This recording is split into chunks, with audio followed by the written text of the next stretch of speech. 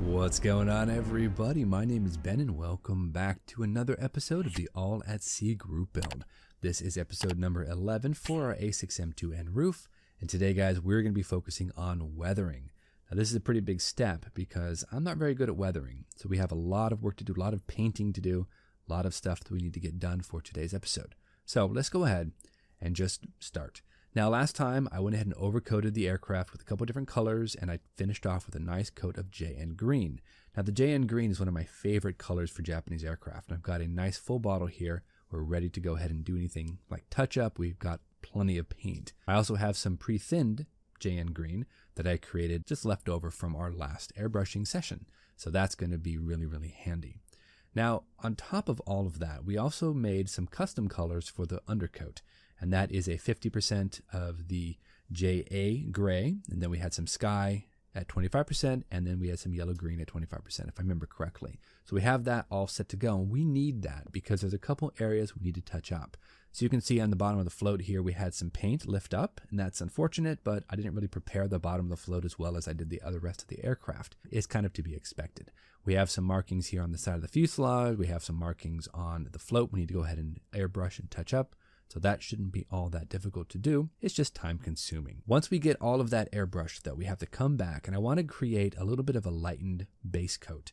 Now we have our IJN Green, so I'm going to drop a little bit of white in there. We're going to mix it up and we're going to kind of shade all those little panel lines just a little bit with a lightened top coat. So we're all masked off. We're ready to rock. We're going to hit the bottom undercoat first, touch up all those areas with that custom color.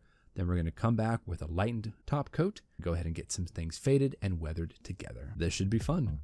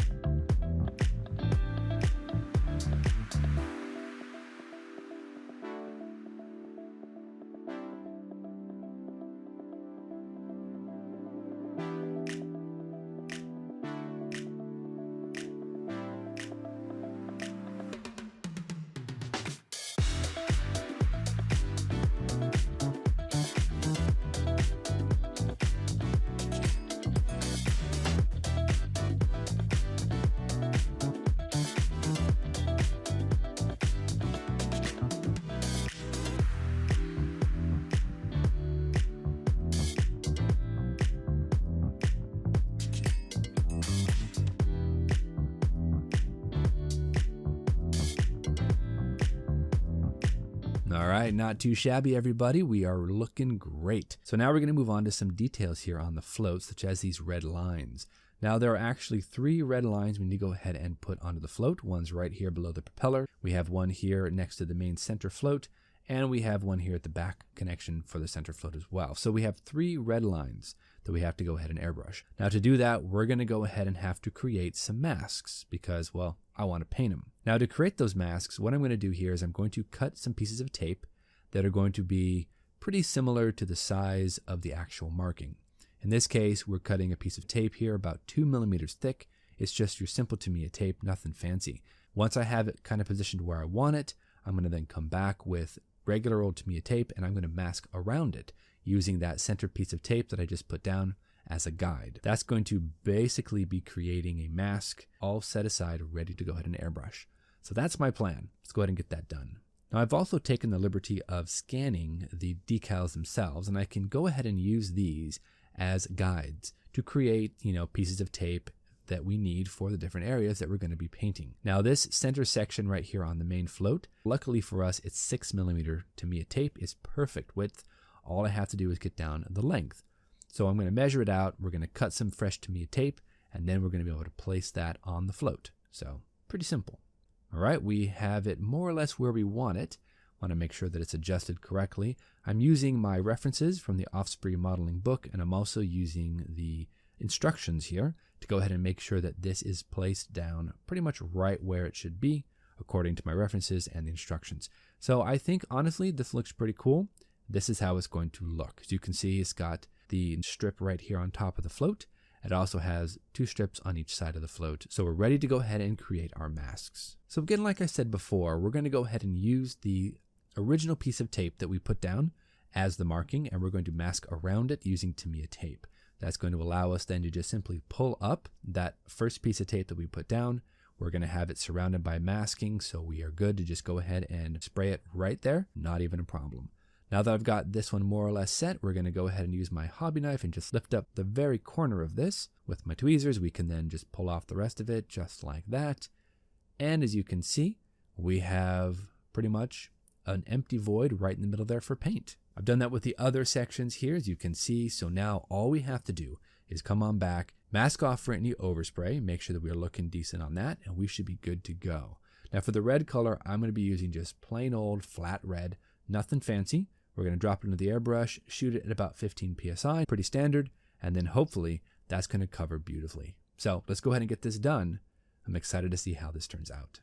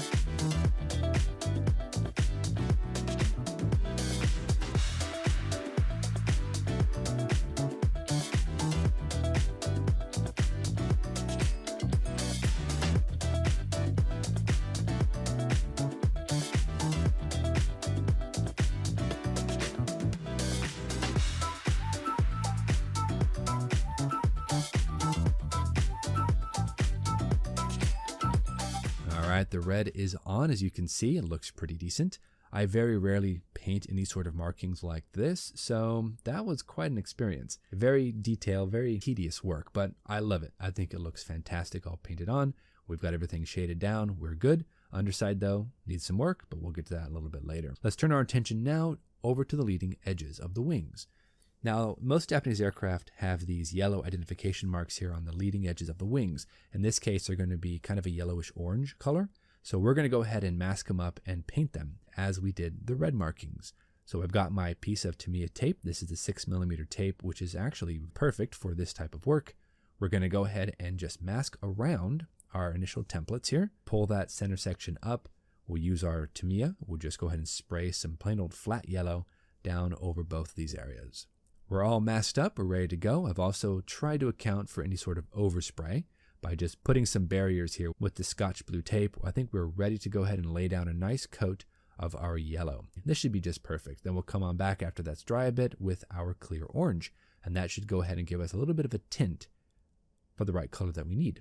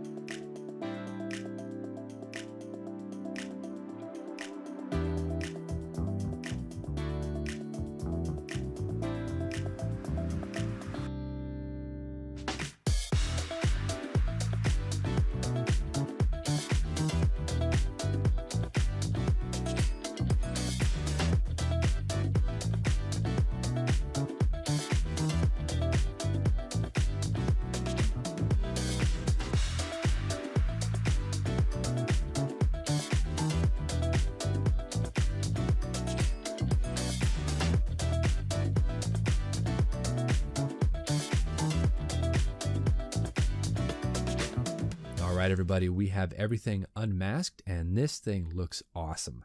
The yellow with the green and the red and the green has a really cool contrast, and I just think this is such a cool looking paint scheme. Very simple, but yet you can do a lot of interesting things with it. So this is pretty cool, I gotta say. Now, we have to move on now to the next stage of weathering, and that's going to be where we either can make or break the model. Literally, we could destroy the paint job, but I got to try it. So let's go ahead and talk a little bit about how we're going to do this. Now, I've got some Q-tips, and I've got a lot of Q-tips. What we're going to do is we're going to dip the Q-tips in this, and this is actually a polish. In fact, it's this Meguiar's Mirror Glaze Fine Cut Cleaner. I had this lying around the house, and I thought I might as well give it a shot because it's supposed to kind of polish out and help to remove fine cuts and scratches and all that. And it says here in my Offspray modeling book that you can use something very similar to this, so I thought, might as well give it a try. In fact, it looks almost exactly the same. I don't think it is exactly the same, but I'm going to try what I have and just see what it works. So we're going to go with this, and we're going to just dip it into our polish, finally work certain areas, keeping a very nice, slow, steady pace. And again, I want to wear down through the different layers of paint so you have a nice assortment of different colors and shades. So let's just try it. Fingers crossed, guys. Let's give it a shot.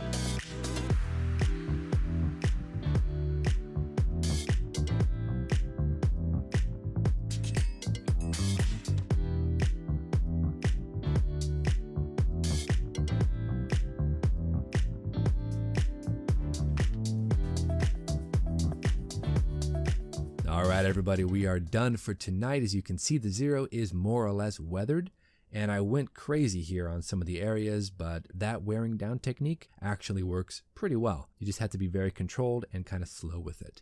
Now, I did take some of my MIG gunmetal powder, and I kind of burnished out a few edges. Then I came back with this track mud color, which has a little bit of a reddish tint to it, and I kind of surrounded some of the worn areas to give it that reddish hue. Because, well, obviously there's a red color underneath there, so I wanted to kind of give it a little bit of a tint. Honestly, though, I think it looks pretty good. The one left side here, the wing root, I think it's a little too heavy, but I might be able to correct that with a quick overspray with some lightened IJN Green. Other than that, I love the float. I think the float turned out beautifully. I have just enough amount of weathering, a little bit of chipping here and there. I love it. It's honestly way better than I thought it was going to turn out. The underside, of course, still way too clean, but that's okay. We're going to do something maybe with a wash or something to go ahead and kind of tint down some panels, but we'll do that next episode. I'm going to go ahead and call it quits for today because we have been working at this for several hours now, painstakingly going through. Let's go ahead and take a look at how it looks on its base. Just a real quick dry fit. And here it is. Let's go ahead and push that center float down. We got the wing float in as well. Look at that, guys. Absolutely awesome. I love it. I think this is going to be a really cool bass. But we're going to go ahead and call it quits for today. Lots of work left to do on the bass, lots of work left to do on the Zero.